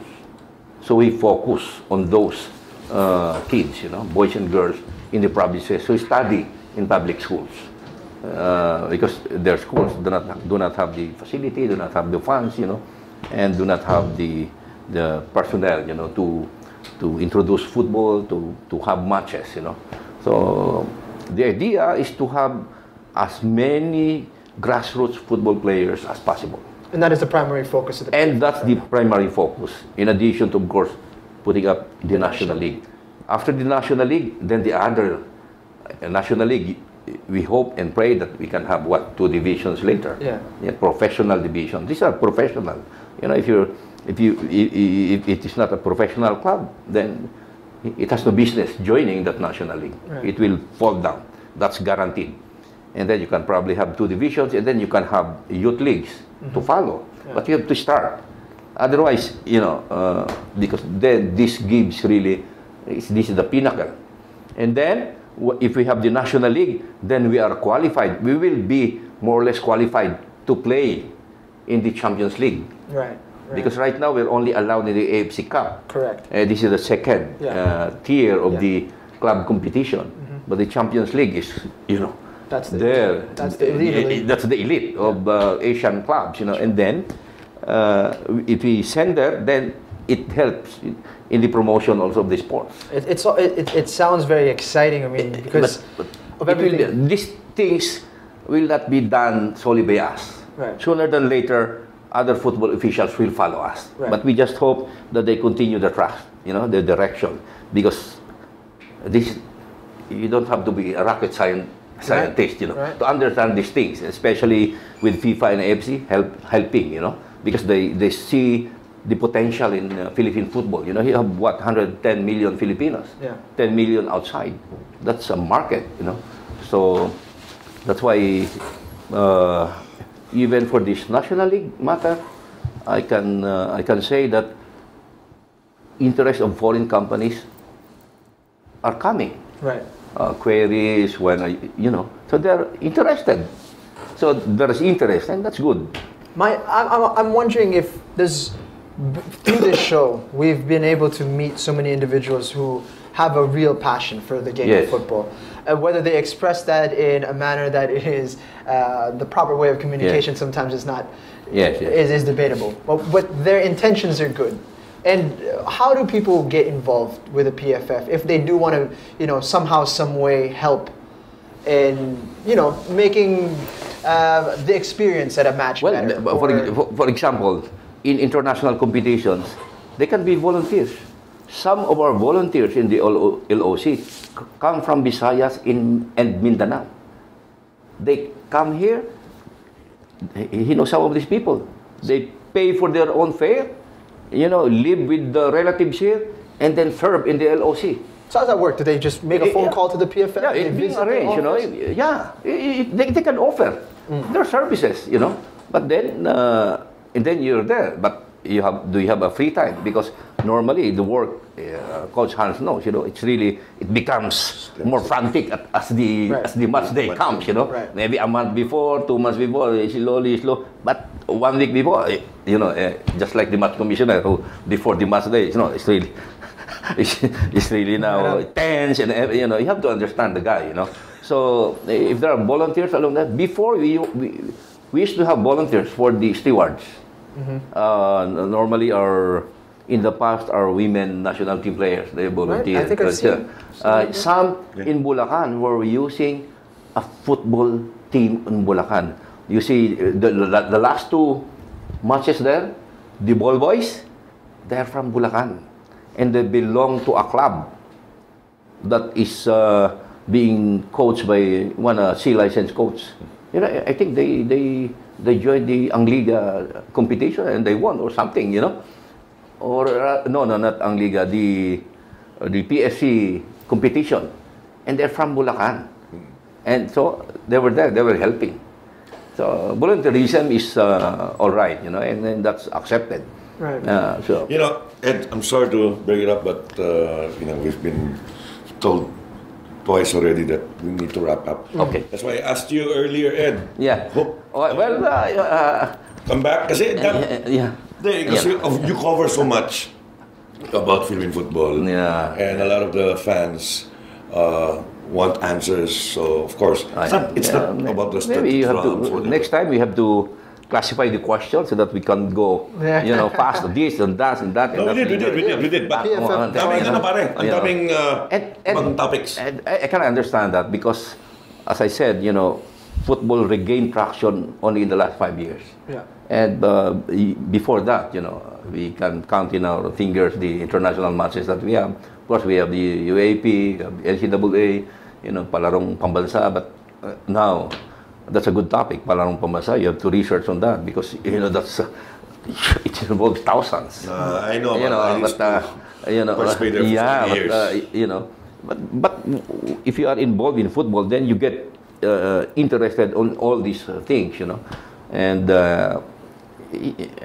you have also to get the flavor of the sport in Mindanao, in the Visayas, how they are growing there. and what are they doing, you know, and they have regional press there, and you know, they don't care if It's all not, in our, you it's know, all in our plans. Yeah, so But it's so hard to invite them. They might ask us to pay for their trip. yeah. I think we should wrap up with. Okay. Yeah. This one it should be very quick. This one's from Buboy Arrieta to PFF. What are the qualifications to be a provincial FA? Okay, that's a long story. Or is it? And because how many of the 33 PFAs are still actively following the qualifications? Okay, I can. This is one of the performance audit program items that we are taking up because we are reforming the regular provincial football associations, transforming them into a regional football associations. Okay. Because it is the mandate of PFF to regulate and govern football in the entire country. Okay. And not only in the 33 provinces where we have regular members. Okay. So we're expanding them into regional football associations. And that is ongoing. The mandatory deadline given by FIFA is 31 December this year. And that is why for the last 2 months, I went twice to Mindanao to conduct a workshop there on statute revision, once in the Visayas, and then last Saturday only for the Luzon FAs here. But we need, for one, I'm the one, you know, who received applications from Apare to Holo. You know, and even if they are not a regular association, but they have football there. You go to Ilocos Sur, there's a city there. They have a very nice football, you know, facility, and they have good clubs, and then they conduct tournaments every month. Ilocos Sur. Yes. Okay. You go to Pangasinan, the mayor of, I think, Benalonan, you know, Pangasinan is our probationary football association. Cavite, probationary. Bohol, Palawan, Batangas, you know, Olongapo, Zambales, Pangasinan, Ilocos Sur, you know, to name only a few, you know, where Pampanga, where football is gaining traction and going out, you know. So that is one item that we need to solve also from the point of view of the federation, and we are addressing that simultaneously with these international competitions, you know, with the local competitions, with the grassroots, you know, with the housekeeping, and then, you know, seeing to it that our international obligations are also properly met, you know, because as, the president, for example, President Nono, is an ex-member of AFC. In fact, he has been given another assignment just this week, important assignment. I also sit in several AFC committees, you know, and I get data there, I get some idea, and then I bring it here, you know, and I apply it. So, but football promotion development needs the cooperation of all. Sometimes it will be turbulent, you know. There will be opposition, there will be questions, but if the direction is there, then everybody just have to, you know, work hard, you know. We need the help of the media. We need the help of the private sector. We need the help of the Department of Education. We need the help of the private school owners, you know. You need the help. On technical matters, one item that we have addressed properly, and we need still more time to address it, is, you know, the number of coaches and the number of referees. Well, in 2012-11, we only had 2 A coaches and about 30 B coaches and about less than 100 C coaches for the entire 100 million Philippines. And I asked my counterpart in Japan, brother, how many coaches do you have? What, license? Yes, 65,000. How about you? You know, I cannot say 400. You know, I cannot say 300. I cannot even say 250.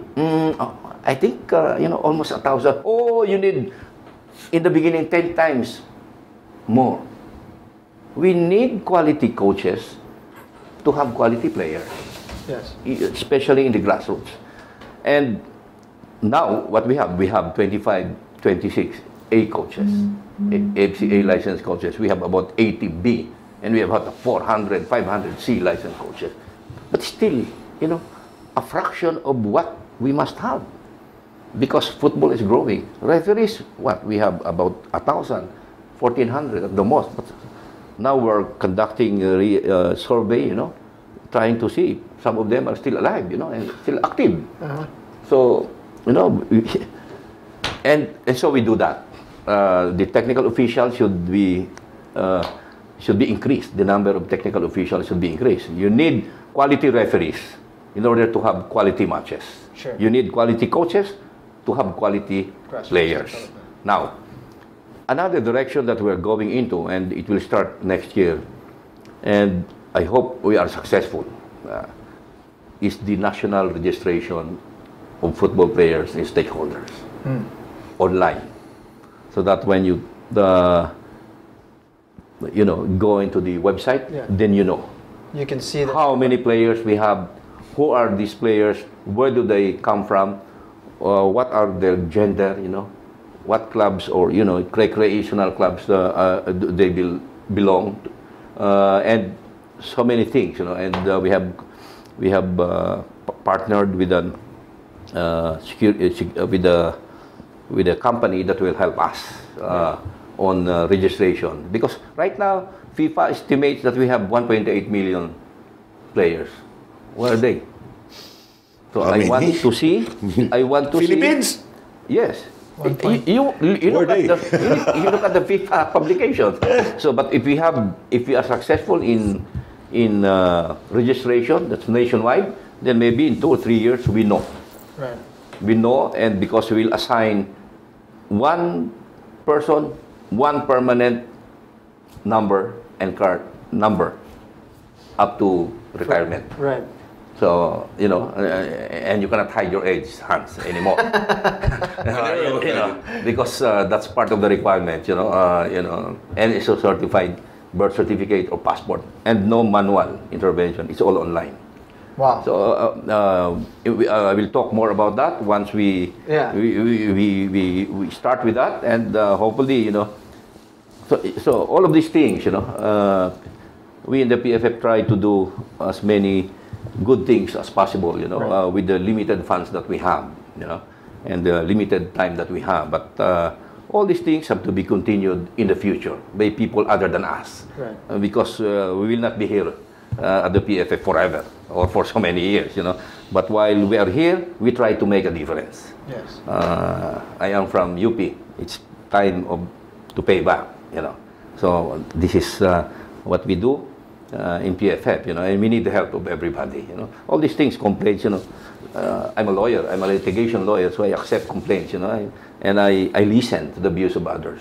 It's bad if you don't listen to the views of others, then, that's a bad attitude. Speaking of UP, Jing and I were invited to be speakers. I don't know what you guys are getting yourselves into, but we're going to try our best. Yeah, I hear we're going to go over there and talk about the geographical effect on sports. Yes, so, that's very nice. It will be part. I will give you once the Nielsen, because Nielsen won the bid. Yeah. It was an international bid conducted by us with the help of FIFA for the market research. When do we expect the results? It will be finished by December. Ooh. And then January, we will share it. Perfect. With the responsible people. Because these are, data. Data paid for by PFF and FIFA and AMC, which are needed for us to make intelligent decision on matters of the National League, on matters of football, development. And we will share this data. And we'd love to talk more about. Yes, I told you there's a lot of more things. You gotta come back. Yes. Right? You have to come back. You have Things to come about back. futsal, things about the women's team, things about Women's, call-ups. youth, grassroots, and dami. We ended up talking a lot about the restrictions in the in stadiums, and obviously the National League, which is very exciting for us. Yes. So it's been an absolute pleasure having you here on the show. My pleasure also, Jing. And he will come back. Hopefully we can get Sir Ed or some other member of the PFF to come out here. But I mean, it's nice to see the passion that you guys throw our way, and obviously you guys have a lot of criticisms and questions, and that's good. I mean, it's the way we move forward at the best possible way. Yes. So thank you again for your time. And thank you to the guys who are watching now live on YouTube. Yeah, man, amazing. You can watch us in iTunes, YouTube, and of course our viewers from Qatar and from Germany. Yeah. Hello, peace out. Did we ask the question from our friend in Qatar? No, I don't think we were able to. No, so maybe we'll throw it Attorney Ed's way next time. Yes. We're being watched not in the Philippines alone, Ed. I'm telling you. I know. We have so many fans in the Middle East, you know. Right. Yeah. In Qatar, you know, if the national team coming from Pyongyang will go to Bahrain, and they might just pass by Qatar, you know, by plane. But you know, it's a long. We should have discussed it. It's a long trip, you know, from for our players. Well, really speaking of long, around, you've got a long guesting here on this show, Ed. Okay. You see all of this. This is. I mean, some of these are even like ideas on marketing. Yeah, and, yeah. I haven't reached half of it. We haven't reached half of it. So I mean, it's fantastic stuff, and we're hopefully going to be able to get a hold of some communication lines to the PFF for fans who want to get in contact with them, and you know, to talk about volunteering if you want to get involved, and you know, things that you can do to help Philippine Football Federation, not just during match days and in terms of your support and ticket sales, but like everything, all kinds of efforts. Like Sir Ed said, you know, the grassroots requires all kinds of help. We need more people to get involved in coaching, more people to get involved in organizing competitions. All aspects of football, totality. Again, we'd like to thank Ceres Asal, thank you so much for helping us out for our 4th season. And of course to Nonong Araneta for allowing Attorney Ed here to leave the office. I just told him, you know. I like All it. he say was hands-on. Pag sinabi hands-on, wala nang problema yan. Anyway, thank you again, folks, for tuning in. Attorney Ed here said he's going to come back. When, we don't know. We'll save up the questions. Ange, let's help save up the questions. And for those questions that haven't been asked, you know damn well we have only an hour and a half show, and continue to bring it out. We will announce again when Attorney Ed is going to come back. There are a lot of questions for Philippine football. Very healthy for all of us, meaning, like I said in the beginning, the maturity of our fans are getting there, because this is what I've been saying decades ago. We need to educate the Filipino people about football per se. I mean, all aspects, not just the game, but everything else. And no better person to answer all of these other questions with regards to administration is Attorney Ed here, who's our General Secretary. And again, thanks, Ed, for coming over. Thank you also. We'll have you back soon. Hopefully. Tomorrow, pwede ka tomorrow. Okay. We'll have them then. Jing, thanks again. It's been fun again, and hopefully you got answers that you wanted. But like I said again, he'll be back. And peace out to all of us, and be safe, everyone. All right, we'll see you guys next week. Thank you also. Thank you, everybody. The views and opinions expressed on any program are those of the persons appearing on the program and do not necessarily reflect the views and opinions of the New Media Factory. Some programs on this network might include strong images and language and may not be suitable for all audiences. Viewer discretion is advised.